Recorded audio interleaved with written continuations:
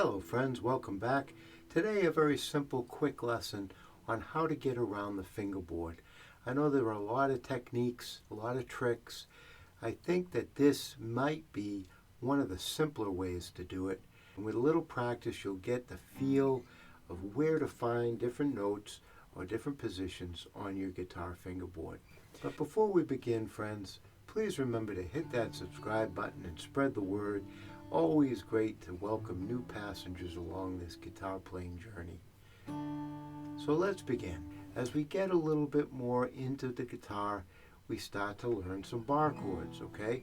So now we're playing bar chords, we're learning power chords, and those are great because those will teach you the notes of the sixth string, which is most important because it gives us a basis or a foundation to start from, right?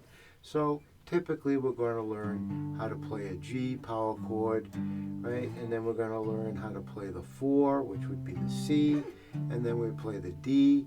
So by learning these power chords or these bar chords, we're learning the notes of the sixth string, which is great. And once we get more comfortable and familiar with that, it turns out that just by practicing the bar chord or the power chord, we've learned the sixth string.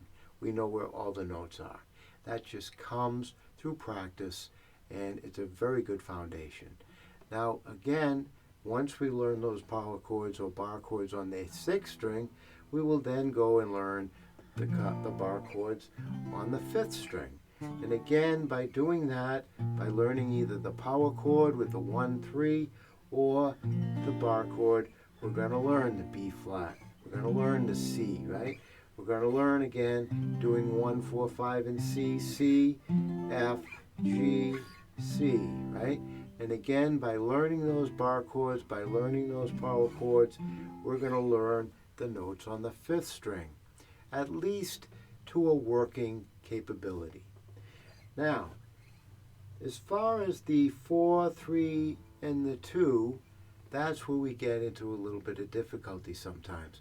In fact, to be honest, if I was walking down the street and someone said, hey, 7th fret, 3rd string, what's that note? I would actually have to think about it, and I've spent hours and hours with the guitar. So I don't really think that's a problem, to be honest with you. It's more important that you know where to place your hands and where to make the notes do their thing. And by using this simple trick, or a simple technique if you will, it will allow you to get a better feel for what notes lie in the thickness of the middle of the strings, okay? So basically the technique is simply learning your octaves, okay? You know that octaves are where the note repeats. If we look at a keyboard, a piano keyboard, we'll go from C to C or from F to F, and we'll know our scales, do, re, mi, fa, sol, la, ti, do, right? An octave. Well, on the guitar, we have the same thing. And it's important to learn your octaves on the guitar because it gives you a good feel for what position you're in. So let's just simply take the G, for instance, okay? So here's your G on the 3rd fret. Now to find the G's on the guitar neck, and what we're going to do in this lesson is concentrate on moving to the right, because obviously moving to the left is also another thing you could do. But moving to the right, we would see that the octave for the G, and we could play the do, re, mi scale to find it, right? But I will just tell you that the octave is going to be on the 4th string, 3 frets up, counting the fret you're on. So 3, 4, 5, there's your octave, okay? So some of you will be comfortable with this position because you've probably been doing power chords, right? So now take the power chord and just drop that 3rd finger down a string, okay? So we're getting the octave. Now the octave is very important because it now gives us a position to work from. Now we know that that 4th string, 5th fret is a G, okay? So if we want to find the G on the 4th string, we use what we know, the G on the 6th string, and that gets us to the G on the 4th string. okay? You could do that with every note on the 6th string.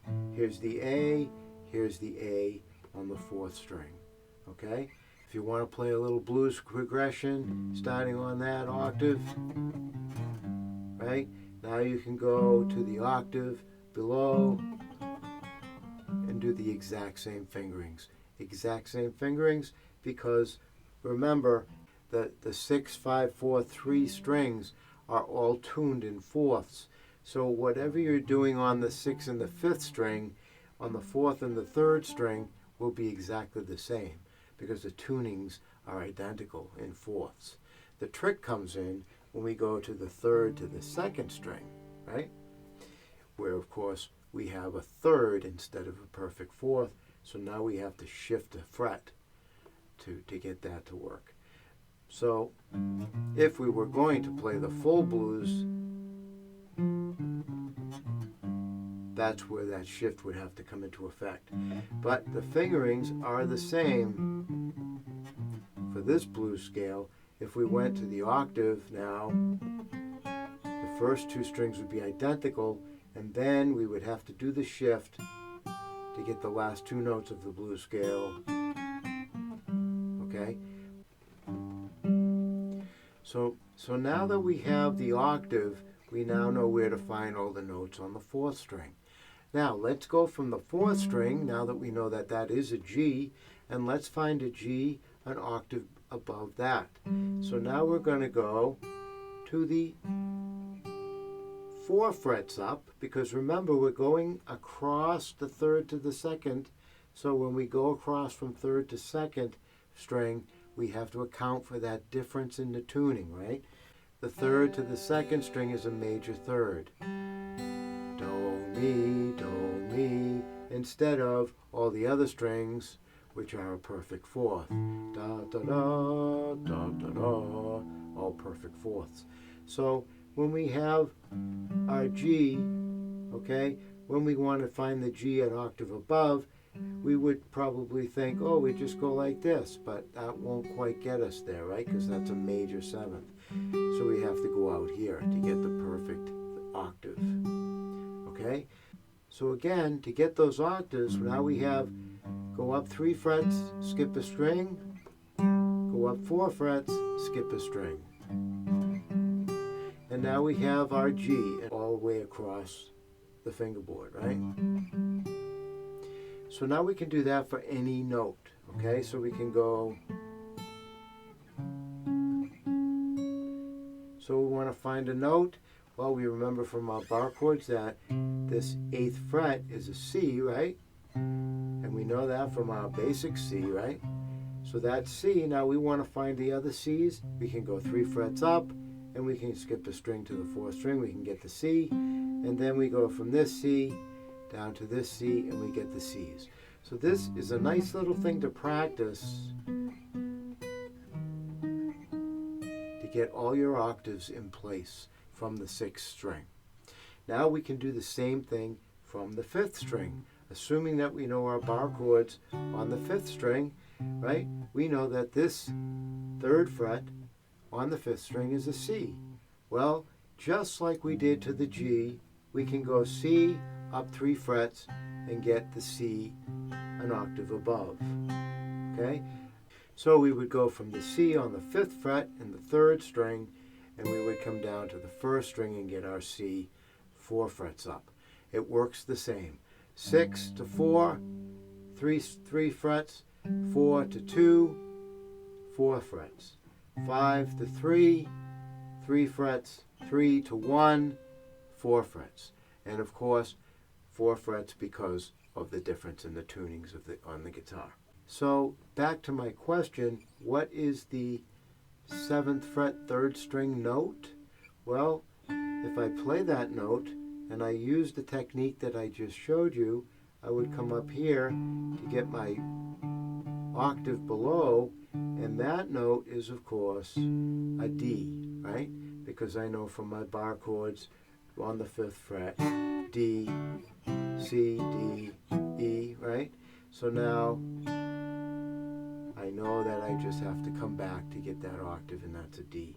So now you can learn the notes on the fretboard a lot easier using that octave technique. Please leave some comments and let me know if you think this is helpful to find your way around the fretboard.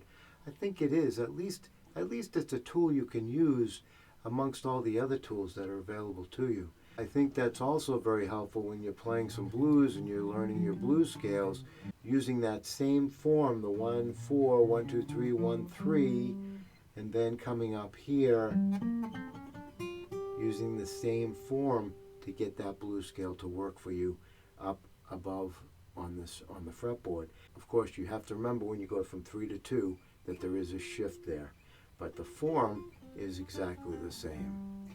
Okay? So I hope that helps you out. Quick little lesson on finding your way around the fingerboard. Please, by all means, let me know if that is helpful. It's just a very simple way to find your way around the fretboard without learning all of these algorithms and acronyms and different things like this. And by doing this more and more, you're just going to really get to really see these notes pop out at you. And by knowing the notes, you'll be able to start playing some cool chords and know exactly where you are on the fretboard. So I think it can be pretty helpful. It's a very good first step. So remember those octaves, my friends, and